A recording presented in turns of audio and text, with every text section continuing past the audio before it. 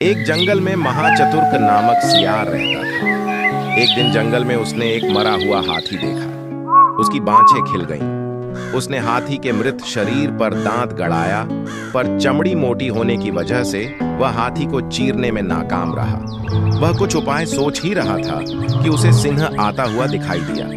आगे बढ़कर उसने सिंह का स्वागत किया और हाथ जोड़कर कहा, स्वामी, आपके लिए ही मैंने इस हाथी को मार कर रखा है। आप इस हाथी का मांस खाकर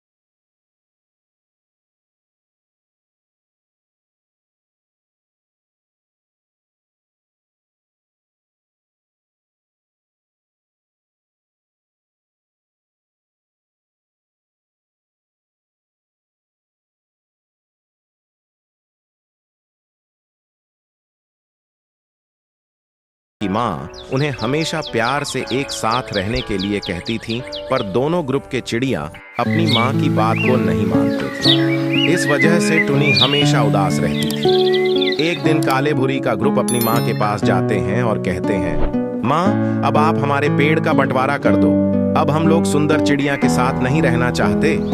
इतने में ही सुंदर चिड़िया का ग्रुप भी पास पहुंच जाता है और वह भी पेड़ का बंटवारा करने की बात कहते हैं।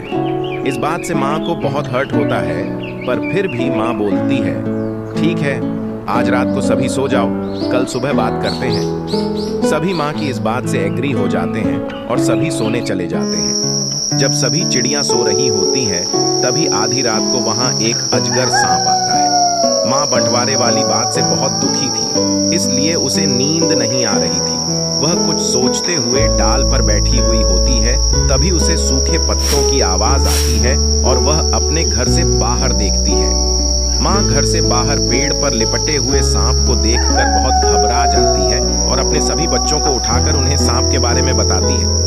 पहले तो सभी बच्चे बहुत डर जाते हैं, पर माँ उन्हें समझाती है कि बच्चों, कुछ भी हो जाए, आज हमें मिलकर इस परेशानी का सामना करना है। आज तुम लोगों को आपस में नहीं लड़ना है।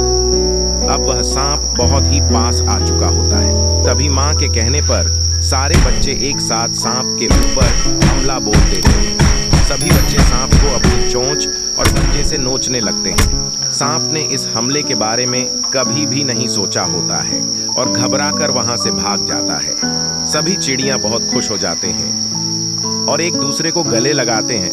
ये देखकर माँ भी बहुत खुश हो जाती है। अब उन सभी चिड़ियां को समझ में आ गया था कि साथ मिलकर रहने से उन लोगों का कोई बाल भी बांका नहीं कर सकता है। कहानी से शिक्षा। तो देखा बच्चों, आपने कैसे चिड़िया के छोटे छोटे बच्चों ने एक साथ मिलकर एक बड़े से सांप को भगा दिया। ठीक ऐसे ही अगर हम भी अपने भाई बहन मम्मी पापा के साथ में मिलकर रहेंगे तो कोई भी हमारा कुछ नहीं बिगाड़ सकता है। इसे ही कहते हैं एकता की शक्ति। एक गांव में एक ग्वाला रहता था। वह बहुत लालची था। उसके पास कई गायें थीं। वह उनका दूध निकालकर बाजार में बेचता था। जो पैसे मिलते उन्हें वह जमा कर देता था। एक भी पैसा अपने ऊपर या गायों के चारे पानी के लिए खर्च नहीं करता था, क्योंकि वह बहुत जल्द अमीर बनना चाहता था। गायों को घर पर बांधकर चारा न खिलाना पड़े, इसके खर्च से बचने के लिए वह दिन भर गायों को जंगल में चराता रहता था और दिन भर उनके साथ घूमता रहता और शाम को उन्हें लाकर खूंटे से बांध देता था। एक बार की बात है, गायों ने दूध देना बंद कर दिया था। ग्वाला बहुत चिड़चिड़ा हो गया था, क्योंकि दूध से होने वाली कमाई बंद हो गई थी। फिर भी यह उम्मीद तो थी ही कि चलो अभी नहीं तो कुछ